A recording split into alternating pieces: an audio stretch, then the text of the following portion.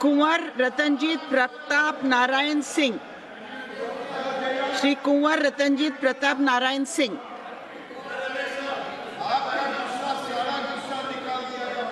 Sir,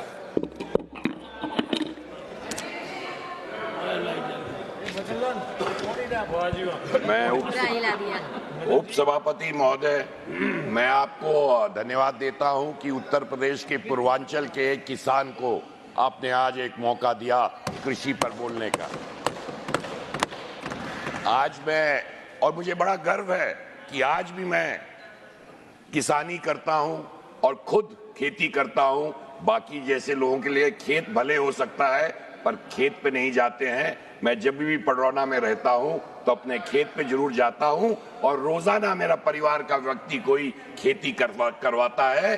तो आज आपने एक पूर्वांचल के व्यक्ति को एग्रीकल्चर पे बोलने का मौका दिया, इसके लिए मैं आपको हृदय से धन्यवाद देना चाहता हूं। बड़ी बातें हमने विपक्ष के बारे में सुनी।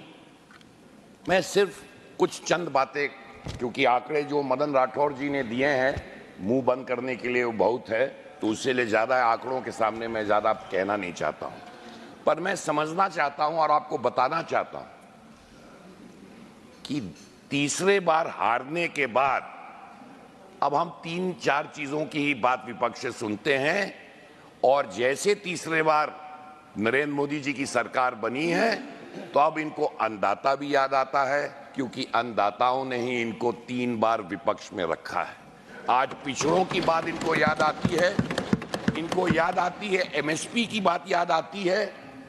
तीसरे बार हारने के बाद आज अन्नदाता हो, पिछड़ा वर्ग हो, एमएसपी हो, ये सब बातें इनको याद आज ही आ रही हैं, क्योंकि इन्हीं लोगों ने, अन्नदाताओं ने, पिछड़ों ने, दलितों ने, ट्राइबल्स ने इनको तीसरे बार विपक्ष में बैठाया है। परंतु सिर्फ एक आंकड़ा देना चाहता हूं। बड़े बड़े फिगर्स विपक्ष ने बताया कि हमने ये इतना कम हो गया, उतना ज्यादा बढ़ गया, ये हो गया। 2013 और 14 में बजट एलोकेशन खेती के लिए कितना था, इस पे कोई चर्चा नहीं था। इसीलिए तो मैं यहाँ हूँ, खेती और ओबीसी और बाकी लोग के जो आप लोग के कार्रवाई है, इसकी वजह से मैं यहाँ इधर उपस्थित हूँ, समझे। और सुनते जाइए 2013-14 में कितना था एलोकेशन मैडम? 21,934। 21,000, चलिए 22,000 मांग लेते हैं। 22,000 करोड़ इन्होंने खेती के लिए आवंटन किया था। और इस बार कितना किया है? 1.5 लाख करोड़ से ज्यादा, 5 गुना। कितना सुनाई दिया भैया? कितना? 5 गुना। कितना भैया जयराम रमेश जी? कितना? 5 गुना। हाँ। और वो लोग किसानी पे बात कर रहे हैं जिनको तोरा और तोरी में फर्क नहीं पता चलता है। किसानी पे वो बात कर रहे हैं कि तोरा और तोरी का रंग क्या होता है, वो बातचीत नहीं कर पाएंगे।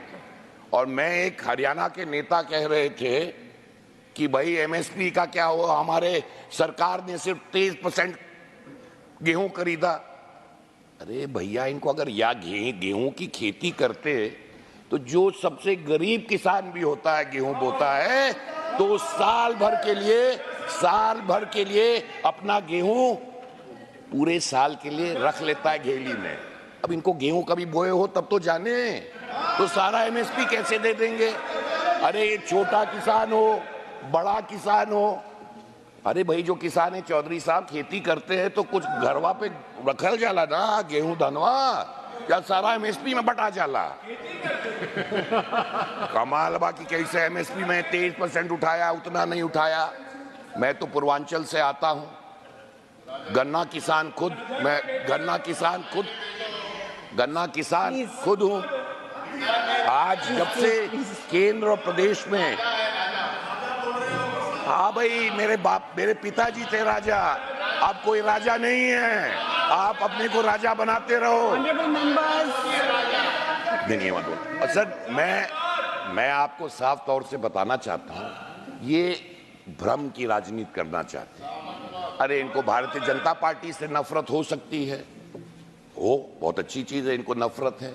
अब तो ये कमल को भी गाली देने लग गए हैं और इसलिए इनको मालूम नहीं है कमल किसका सिंहासन है। उपसभापति महोदय, मां सरस्वती का है और मां सरस्वती क्या देती है?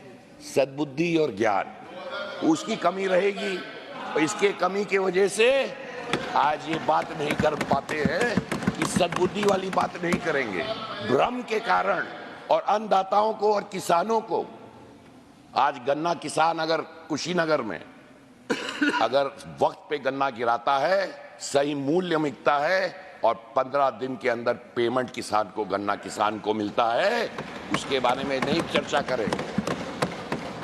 मैं साफ तौर से तमाम और मुद्दे थे, पर तमाम लोगों ने, हमारे नागर साहब ने भी बहुत विस्तृत जानकारी दी। फसल बीमा योजना की बात हुई, उस पर चर्चा नहीं करी। कमियां हैं। अरे भाई, तुम्ही ने फसल बीमा योजना कर दी होती, फसल बीमा योजना क्यों नहीं की? आपने किसान क्रेडिट कार्ड में कितने पैसे दिए? आपने सॉइल हेल्थ कार्ड कितने दिए? आपके टाइम में अच्छा सॉइल हेल्थ कार्ड तो होता ही नहीं था आपके टाइम में, क्योंकि खेती से क्या मतलब है, भाषण देने रहता है।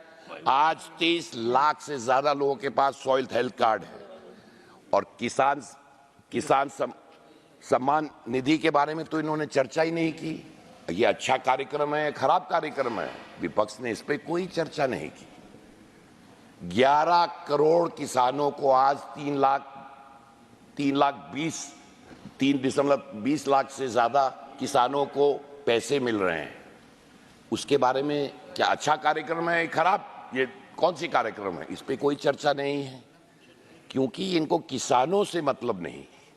इनको सिर्फ अगर मतलब है किसी तरह भ्रम से, अंत में, समय मेरा खत्म हो गया, अंत में यही कहना चाहता हूं कि मैं माननीय कृषि मंत्री से कहना चाहूंगा, और हमें पूरा भरोसा है, जिस तरह आपने मध्य प्रदेश की खेती को बदल के पंजाब से आगे ले गए थे, इसी आने वाले समय में जिस तरह नरेंद्र मोदी जी के 10 सालों में उनके धन्यवाद सम्मानीय सदस्य, देश की खेती को आप आगे ले जाने का काम करेंगे, मुझे पूर्ण विश्वास है माननीय मंत्री। एक मान मैं करना चाहता हूं, पूर्वांचल से आता हूं। एक जमाने में चीनी की कटोरी, हमें कहा जाता था कि सारा गन्ना की फैक्ट्रियां और गन्ना हमारे यहाँ होता था। प्राविधान अगर इस बजट में या आगे चल के बजट में किसी कोई स्कीम लानी चाहिए कि ज्यादा से ज्यादा अगर फैक्ट्रियां, गन्ने की फैक्ट्रियां, वो पडरौना में लगे, कुशीनगर में लगे, महाराजगंज में लगे, देवरिया में लगे, गोरखपुर में लगे, इस इलाकों में फैक्ट्री और लगेगी तो गन्ना किसान और खुशहाल होगा। आपने मुझे मौका दिया, इसके हृदय से धन्यवाद। Thank you very much.